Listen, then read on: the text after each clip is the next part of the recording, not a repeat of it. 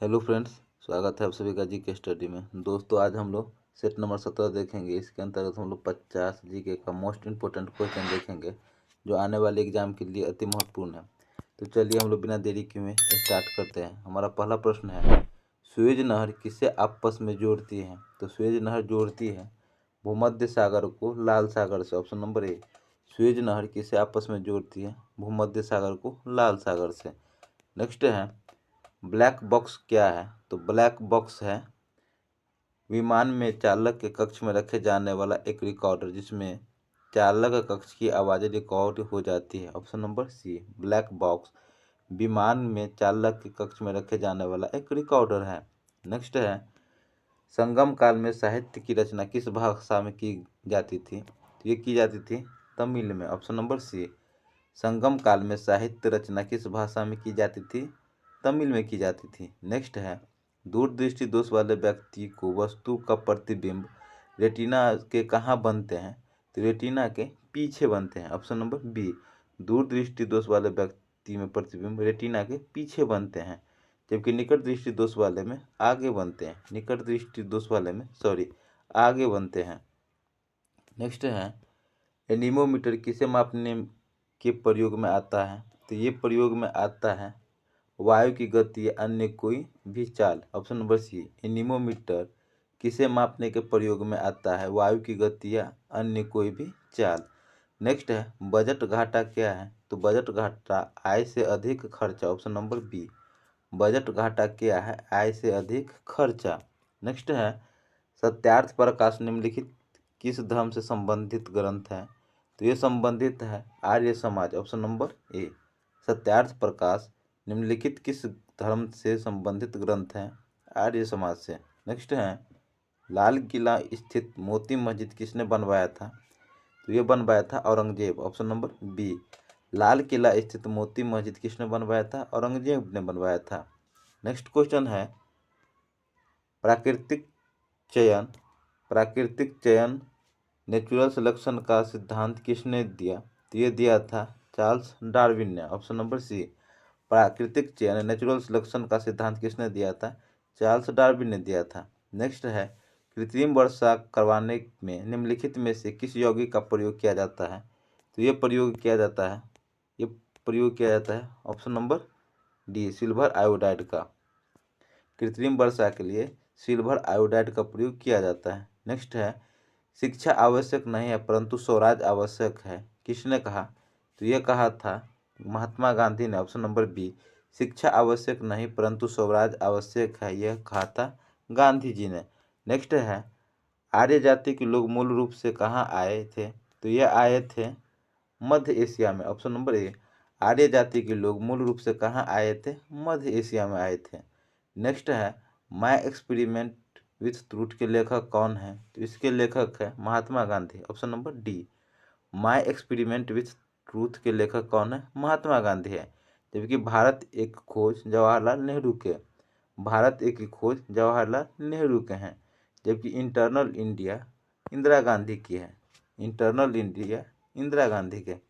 Next question है, मजहब नहीं सिखाता आपस में बैर रखना, यह पंक्ति अपनी रचना में किसने लिखी? तो ये लिखे थे Mohammad Iqbal. Option number B. मजहब नहीं सिखाता आपस में बैर रखना, यह पंक्ति अपनी रचना में किसने लिखी? मोहम्मद इकबाल ने। 10 डाउनिंग स्ट्रीट किसका निवास है? तो ये निवास है ब्रिटेन के प्रधानमंत्री का। Option number B. 10 Downing Street किसका निवास है? ब्रिटेन के प्रधानमंत्री का। नेक्स्ट, ध्वनि का तरत्व किस पर निर्भर करता है? तो ये निर्भर करता है केवल आवृत्ति पर। Option number B. ध्वनि का तरत्व किस पर निर्भर करता है? केवल आवृत्ति पर निर्भर करता है। नेक्स्ट है, शेरशाह सूरी की मृत्यु कहाँ हुई थी? तो इनकी मृत्यु हुई थी कलिंजर में। ऑप्शन नंबर सी। शेरशाह की मृत्यु कलिंजर में हुआ था। नेक्स्ट क्वेश्चन है, शिक्षा की 10+2+3 प्रणाली का विचार सर्वप्रथम किसने प्रस्तुत किया? तो ये प्रस्तुत किया था कोठारी कमीशन ने। Option number D. किसने किया था? कोठारी कमीशन ने। नेक्स्ट, भारत में पहली शताब्दी एक्सप्रेस ट्रेन कब चलाई गई? तो ये चलाई गई थी 1988 में। भारत में पहली शताब्दी एक्सप्रेस ट्रेन कब चलाई गई? 1988। Option number B.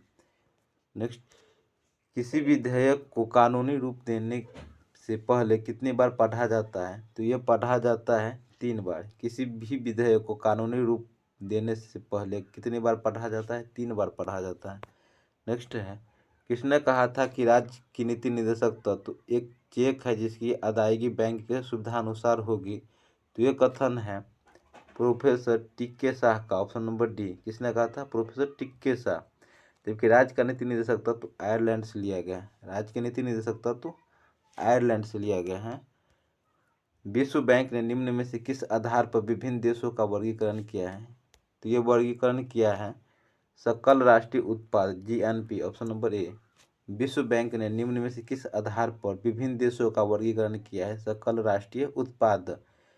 विश्व बैंक की स्थापना 1945 में हुआ था। विश्व बैंक की स्थापना कब हुआ था? 1945 में। बोकारो स्टील प्लांट की स्थापना किस पंचवर्षीय योजना काल में हुई थी? तो ये हुई थी तृतीय पंचवर्षीय में। बोकारो स्टील प्लांट की स्थापना तृतीय पंचवर्षीय योजना काल में हुई थी। नेक्स्ट है, विश्व की सबसे बड़ी जल विद्युत परियोजना 3 जॉर्ज डैम का निर्माण किस देश में हो रहा है? तो ये हो रहा है चीन में, ऑप्शन नंबर ए। विश्व की सबसे बड़ी जल विद्युत परियोजना 3 जॉर्ज डैम का निर्माण किस देश में हो रहा है? चीन में हो रहा है। नेक्स्ट है, NREGA कार्यक्रम को कब लागू किया गया? इस कार्यक्रम को लागू किया गया था 2 फरवरी 2006 को, ऑप्शन नंबर सी। NREGA कार्यक्रम को कब लागू किया गया था? 2 फरवरी 2006 को। नेक्स्ट है, भारत के प्रथम गवर्नर जनरल की नियुक्ति किस एक्ट के प्रावधानों के अंतर्गत हुई? तो ये हुई थी 1833 का एक्ट। भारत के प्रथम गवर्नर जनरल की नियुक्ति 1833 के एक्ट के प्रावधानों के अंतर्गत हुई। नेक्स्ट है, किस पंचवर्षीय योजना में भारत सरकार ने कृषि के लिए ऐसी नीति अपनाई जिससे हरित क्रांति संभव हुई? तो ये संभव हुई तीसरी पंचवर्षीय योजना। किस पंचवर्षीय योजना में भारत सरकार ने कृषि के लिए ऐसी नीति अपनाई जिससे हरित क्रांति संभव हुई? तीसरी पंचवर्षीय योजना। भारत में सर्वप्रथम जनगणना किस वायसराय के शासनकाल में हुई? तो ये हुई थी लॉर्ड मेयो के काल में। भारत में सर्वप्रथम जनगणना किस वायसराय के शासनकाल में हुई? लॉर्ड मेयो के काल में। नेक्स्ट है, निम्नलिखित में से किसने तरंगे एक स्थान से दूसरे स्थान तक ले जाती है? ये ले जाती है ऊर्जा को। निम्नलिखित में से किससे तरंगे एक स्थान से दूसरे स्थान तक ले जाती है? ऊर्जा को। नेक्स्ट है, 1945 में एक कॉन्फ्रेंस में संयुक्त राष्ट्र चार्टर पर हस्ताक्षर कहाँ हुए? तो ये हस्ताक्षर हुआ था सैन फ्रांसिस्को में, ऑप्शन नंबर सी। कहाँ हुआ था? सैन फ्रांसिस्को में। नेक्स्ट है, निम्नलिखित में से किस स्थान पर नाभिकीय शक्ति केंद्र है?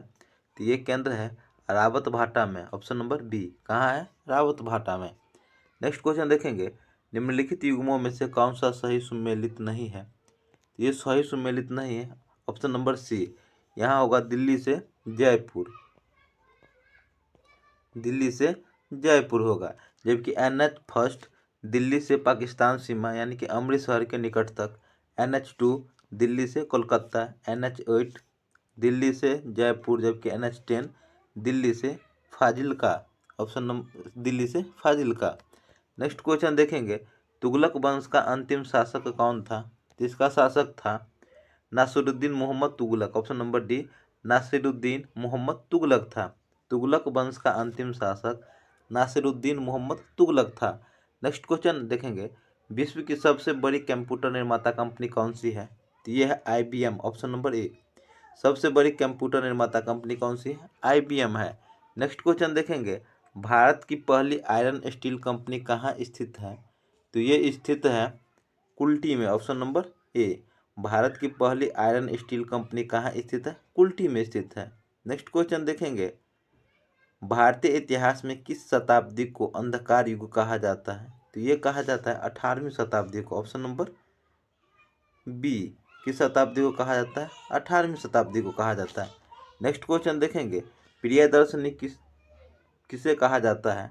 तो प्रियदर्शनी कहा जाता है इंदिरा गांधी को, ऑप्शन नंबर डी। प्रियदर्शनी किसे कहा जाता है? इंदिरा गांधी को कहा जाता है। जबकि सरोजिनी नायडू को भारत कोकिला कहा जाता है। सरोजिनी नायडू को भारत कोकिला कहा जाता है। नेक्स्ट क्वेश्चन देखेंगे, विश्व में दूध की रानी कही जाने वाली बकरी का नस्ल है? तो ये नस्ल है सानेन, ऑप्शन नंबर डी। विश्व में दूध की रानी कही जाने वाली बकरी की नस्ल कौन सी है? सानेन नस्ल है। नेक्स्ट क्वेश्चन देखेंगे, सुखोई एक प्रसिद्ध लड़ाकू विमान है। ऑप्शन नंबर बी, सुखोई एक प्रसिद्ध लड़ाकू विमान है। नेक्स्ट क्वेश्चन देखेंगे, लौंग एक क्या है? तो लौंग एक पुष्पकलिका है। ऑप्शन नंबर सी, लौंग एक पुष्पकलिका है। नेक्स्ट क्वेश्चन देखेंगे, डीएनए में पाई जाती है, तो डीएनए में पाई जाती है पेंटोज शर्करा। ऑप्शन नंबर बी, डीएनए में पेंटोज शर्करा पाया जाता है। नेक्स्ट क्वेश्चन देखेंगे, पानीपत के तृतीय युद्ध में कौन सा मुगल बादशाह मराठों के संरक्षण में आ गया था? तो ये आ गया था शाह आलम। पानीपत के तृतीय युद्ध में कौन सा मुगल बादशाह मराठों के संरक्षण में आ गया था? शाह आलम आ गया था। पानीपत का तृतीय युद्ध 1761 में हुआ था। पानीपत का तृतीय युद्ध 1761 में हुआ था। नेक्स्ट क्वेश्चन देखेंगे, नेक्स्ट क्वेश्चन है, पिंडारी कौन थे? तो पिंडारी थे लूट मार करने वाला गिरोह को पिंडारी कहा जाता था। ऑप्शन नंबर डी, पिंडारी कौन थे? लूट मार करने वाले गिरोह को पिंडारी कहा जाता है। नेक्स्ट क्वेश्चन देखेंगे, पंजाब के महाराजा रंजीत सिंह की मृत्यु कब हुई?